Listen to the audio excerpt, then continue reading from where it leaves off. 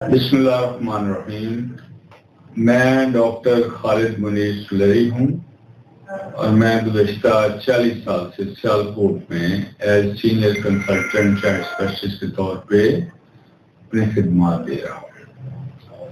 تو میری گفتگو بات چیت کا مقصد ہمیشہ یہ ہوتا ہے کہ ایسی باتیں عوام الناس تک پہنچا دی جائیں جس پر عمل کر کے ماں اور فیملی بچہ آسانی سے پال سکتی ہے، اور کچھ باتیں دائیں بائیں شیئر کرنے سے بہت لوگوں کا گھر بیٹھے ہی بھلا ہو جائے گا.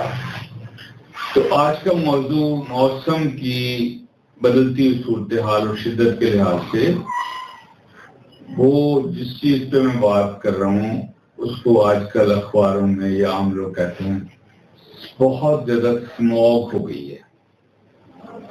بہت زیادہ اسموگ ہو گئی ہے اور لاہور دنیا کا موسٹ پالوٹیڈ سٹی ہو گیا ہے. اس میں ایئر کوالٹی انڈیکس پاکستان میں سب سے زیادہ ہو گیا ہے. اور اسی طرح جو سیالکوٹ کا ہمارا شہر ہے وہ بھی ایئر کوالٹی انڈیکس کے لحاظ سے لاہور سے بھی بہت پیچھے نہیں ہے، ملتی جلتی بات ہے. اگر میں کچھ باتیں شیئر کر دوں اور عوام یا لوگ یہ سمجھ لیں کو فائدہ ہو جائے تو اس میں بڑی بھلائی ہو جائے گی. تو سب سے پہلے تو ہم دیکھتے ہیں کہ اسموگ چیز کیا ہے. اسموک دھواں، اور دھوئیں کی چیز تو دھوئیں ہر شخص نے دھواں دیکھا ہے. گھروں میں چولہے میں دھواں جلتا ہے، باہر کو آگ لگا دیں سڑکوں پہ ٹائر چلے دھواں چلتا ہے، اور فصلوں میں دھواں ملتا ہے جو فصلیں جلاتے ہیں. تو اب سردیوں کی آمد کے ساتھ ساتھ فوگ بھی شروع ہو گئی. فوگ کیا ہے؟ واٹر ویپرز، پانی کے چھوٹے چھوٹے بخارات ڈراپلٹ کی شکل میں وہ فضا میں معلق رہتے ہیں، اور جب وہ ڈراپلٹ فریز ہو جاتے ہیں تو وہ فوگ بن جاتی ہے، دھند ہو جاتی ہے. اور دھند اگر زیادہ گہری ہو تو اس میں سے نظر کوئی نہیں ہوتا. تو اب یہ اسموگ جو ہے نا یہ کمبینیشن بن گیا اسموک اور فوگ کا.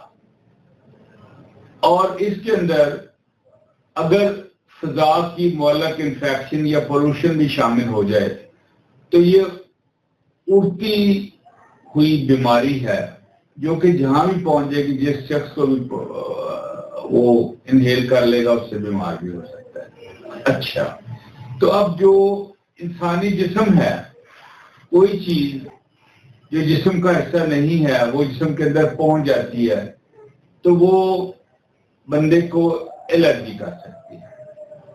الرجی کا مطلب ہے کوئی چیز ایسی پہنچ گئی جس سے باڈی ریئیکٹ کر رہی ہے آگے سے.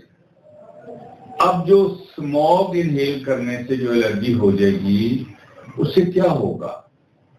ایئر پولوشن ناک اور منہ کے راستے لنگس میں پہنچ جائے گی تو سب سے پہلے تو الرجی ہوگی.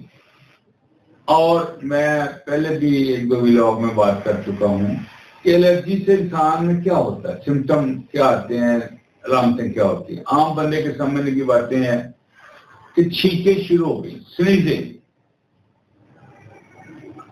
پھر کیا ہوا کہ ناک سے ہلکا ہلکا پانی، شفاف پانی نکلنا شروع ہو گیا. کسی نے کہا جی زکام کی آمد ہے، آنکھوں سے پانی بہنا شروع ہو گیا، آنکھیں ریڈ ہو گئی. اور عام بندہ کہتے جی فلو شروع ہو گیا. الرجی ہے وہ.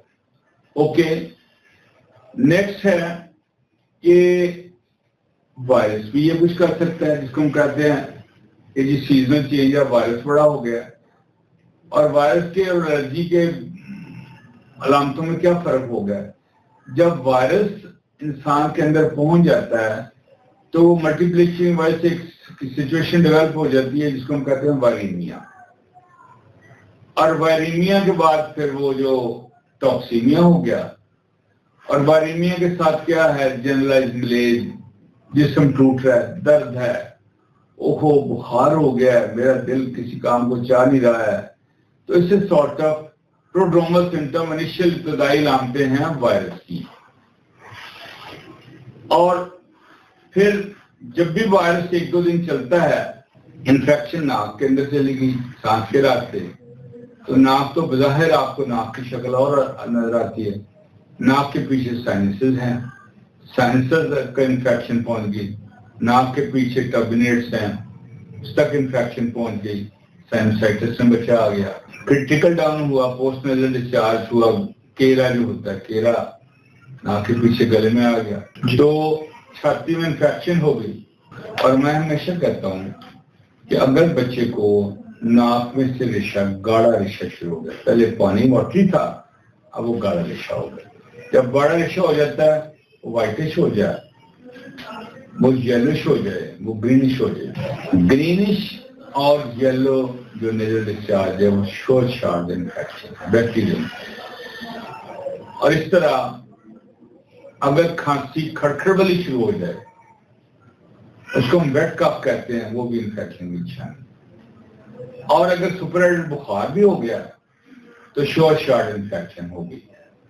اب جب انفیکشن ہو گئی، چھاتی میں کھڑکھڑ آ گئی، تھک نیزل ڈسچارج آ گیا، وہ بھائی انفیکشن ہے اور وہ ڈاکٹری کی چیز ہے، کسی مستند ایلوپیتھک سیانے ڈاکٹر کے پاس جائیں گے، وہی اس کا علاج کرے گا، بغیر علاج کے نہ رہیے گا، اس سے پھر کمپلیکیشن ہے اور پھر بچہ خدا نخواستہ سیریس میں جاتا ہے، مائلڈ نمونیا میں گیا، ماڈرن نمونیا میں گیا، سیویئر میں گیا، سیویئر میں جا کے سانس اکھڑ گیا اور بچہ زندگی موت کی کشمکش میں چلا گیا۔ اس لیے میری ہر وقت یہ ماؤں کے وارننگ ہوتی ہے کہ please don't let the problem کو سیریس میں جانے دیجیے۔ اچھا جی، اب اس سب چیزوں سے آپ کو تو کوئی حاصل نہیں ہے، ٹیکنیکلٹیز ہیں کہ انسان کو اس موت کے ریزن میں احتیاط کیا کرنی چاہیے۔ تو احتیاط کو بہت مشکل کام نہیں ہے۔ جب سے کرونا ختم ہوا تو جو سائنسدان ہیں سب نے کہنا شروع کر دیا بھائی پاکستان کی جو آلودگی ہے،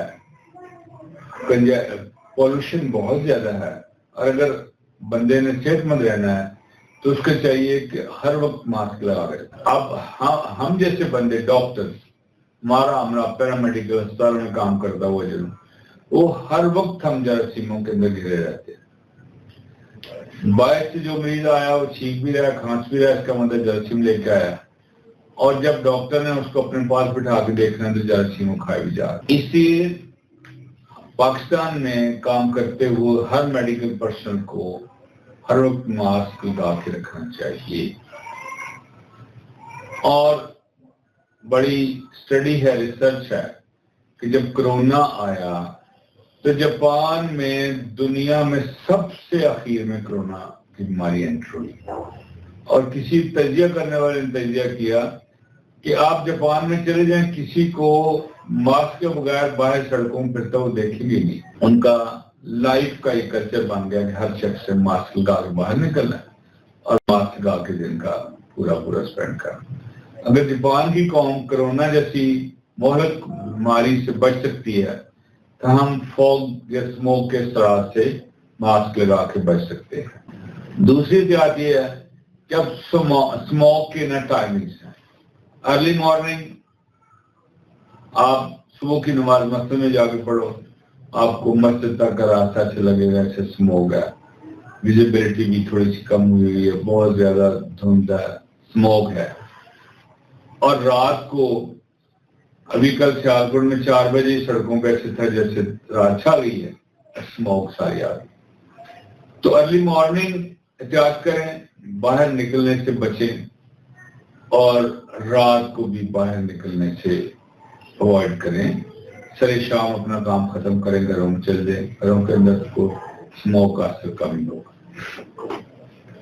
پھر ایک اور بڑی اتھینٹک ریسرچ ہے، وہ بات شیئر کرنی چاہیے کہ جو شخص اس موسم میں ہر روز نیم گرم پانی میں نمک ڈال کے گارگلز کرے، سیلنگ گارگل، غرارے کر لے، اور غرارے اکثر منہ کھول کے کیے جاتے ہیں، بٹ مائی پرسیپشن از کہ اگر منہ بند کر کے غرارے کریں گے تو اس سے جو ناک کی پچھلی نالیاں وہ بھی کھل جائیں گی، گلے کو بھی تھوڑی سی ٹکور آ جائے گی، سانس کی نالیوں میں بھی تھوڑی سی ٹکور ہو جائے گی، اور منہ بند کر کے غرارے کرنے سے بہت فائدہ ہو سکتا ہے۔ جو چوتھی بات میں اکثر بات بہت زیادہ ماؤں سے کرتا ہوں کہ بھئی بچہ ماں کی گود میں ہے، چھوٹا بچہ خاندان کا پہلا بچہ ہے، یہ بڑا لاڈلا پیارا، بچے چھوٹے بڑے پیارے ہوتے ہیں. تو ہر شخص کا، پاکستان کا، انڈیا کا سٹائل یہ ہے کہ جس کو پیار کرنا ہو بچے کو اس کا منہ چومتے ہیں جا کے یا ماتھا چومتے ہیں.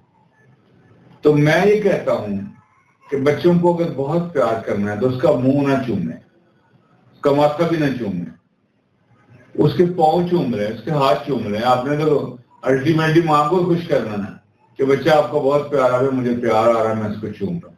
اس کے ہاتھ چوم لو، اس کے پاؤں چوم لو، تاکہ بچہ آپ کی جسم کے جراثیم ہیں وہ بچے تک نہ پہنچیں اور بچہ محفوظ ہو.